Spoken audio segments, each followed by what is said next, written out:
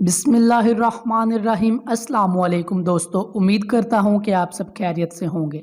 एक के बाद एक ज़बरदस्त सीरीज़ का ऐलान और शानदार आगाज़। जी हाँ नाजरीन कराम, आज हम बारबुसलार के नए आने वाले सीज़न के बारे में बात करेंगे कि इसमें किन किन पुराने अदाकारों को शामिल कर लिया गया है जो इसमें किरदार अदा करेंगे और जिनको हम पहली सीरीज़ में भी देख चुके हैं। और इसके अलावा हम बारबुसलार सीरीज़ की शूटिंग और इसकी रिलीजिंग डेट के बारे में भी तफसील से बात करेंगे। लेकिन इससे पहले हम वीडियो में आगे बढ़ें, हमारा चैनल लाजमी सब्सक्राइब करें और बेल आइकॉन को भी प्रेस करें ताकि आने वाली मज़ीद वीडियोज़ का नोटिफिकेशन आपको मिलता रहे। तो दोस्तों, जैसा कि आप लोग जानते हैं कि बारबुसलार सीरीज़ के पहले सीज़न को इतनी रेटिंग नहीं मिली जितनी उसे मिलनी चाहिए थी। और आपको ये भी बता दूं कि बारबुसलार सीरीज़ के पहले सीज़न को सिर्फ तुर्की में ही शोहरत नहीं मिली, बल्कि और बहुत मुल्क हैं जिनमें ये सीरीज़ टॉप 10 पर रही है। लेकिन तुर्की वाले सिर्फ इसकी रेटिंग ही देखते हैं, जो कि उसकी रेटिंग फिर तुर्की की आवाम के मुताबिक ही बनाई जाती है। तुर्की में रेटिंग के हिसाब से इस सीरीज़ का तज्जिया किया जाता है कि ये सीरीज़ अच्छी है या फिर नहीं। नाजरीन, यकीनन हम सब ने ये चीज़ देख ली थी कि बारबुसलार सीरीज़ की रेटिंग दूसरी सीरीज़ की निस्बत अच्छी नहीं थी। बिल्कुल इसी वजह से इसके दूसरे सीज़न को बनाने में देर लग रही है और पहले सीज़न की रेटिंग कम आने की वजह से इसके किरदार आहिस्ता आहिस्ता इसे छोड़ गए और अब हमें सीज़न 2 में नए किरदार देखने को मिलेंगे। जबकि अब हमें बारबुसलार सीज़न 2 में नए किरदार देखने को मिलेंगे। आपको बताते चलें कि सबसे पहला और जो मेन किरदार है वो है खिज़र रईस का।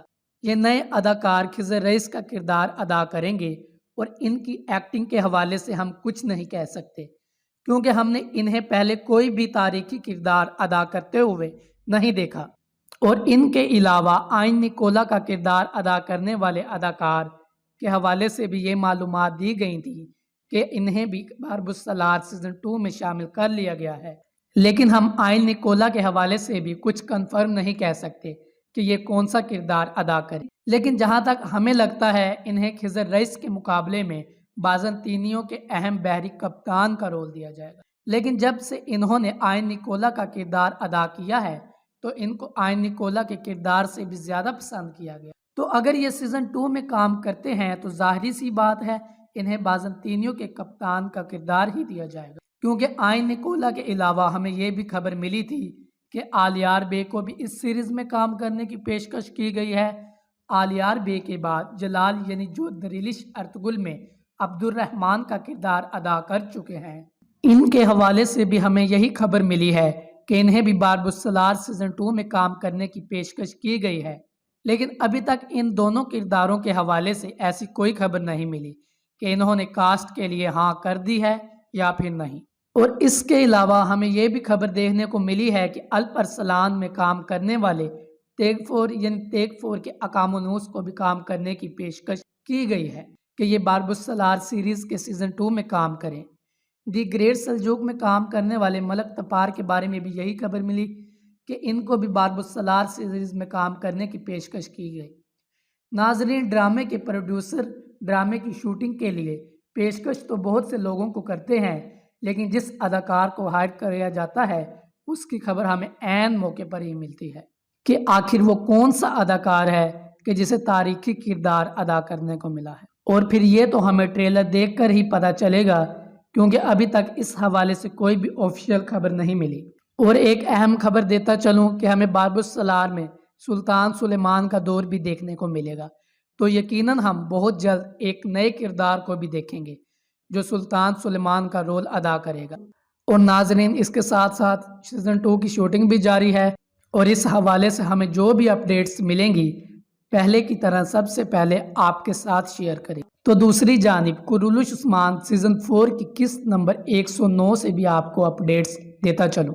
नई किस्त का इंतज़ार करने वाले दोस्तों के लिए बहुत सी खुशखबरियाँ, बहुत सा तजस्सुस और बहुत सी नई कहानियों का आगाज़। जी हाँ नाजरीन, कुरुलुश उस्मान की तरफ से ट्रेलर की मदद से जिस तरह तजस्सुस पैदा किया जाता है, अब एक बार फिर से नई किस्त से पहले जारी होने वाले ट्रेलर ने भरपूर किस्म का सस्पेंस पैदा कर दिया है।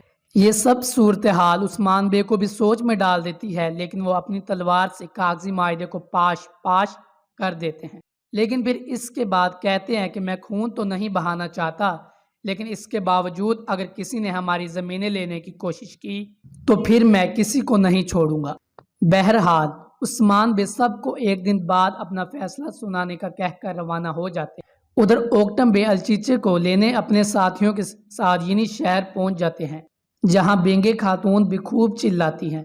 इधर सरदार खवातीन ओक्टम बे को समझाने और हकीकत बताने की कोशिश करती हैं कि कैसे बेंगे खातून ने इन्हें धोखे में रखा, जबकि अलचीचे और आग तैमूर दोनों ही शादी करना चाहते थे।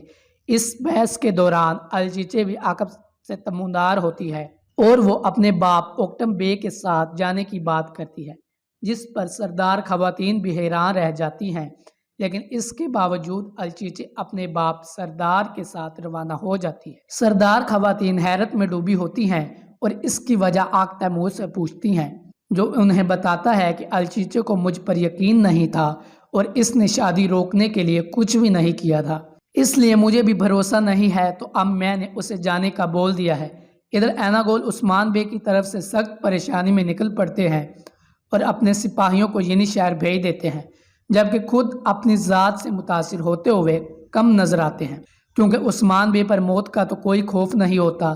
बहरहाल वो अपने लोगों के लिए बहुत फिक्रमंद नजर आते हैं कि अगर उनकी वजह से मासूम लोगों का खून बहा तो उन्हें इसका हिसाब भी देना होगा और वो ही इसके जिम्मेदार भी ठहराए जाएंगे। और दूसरी जानिब अगर वो अपने इलाके भी वापस लेते हैं तो ये उनकी कौम के लिए हौसला अफजाई होगी, और अगर वो साथ देंगे तो हिचकिचाएंगे, और यही सूरत हाल यिनी शहर में भी देखने को मिली।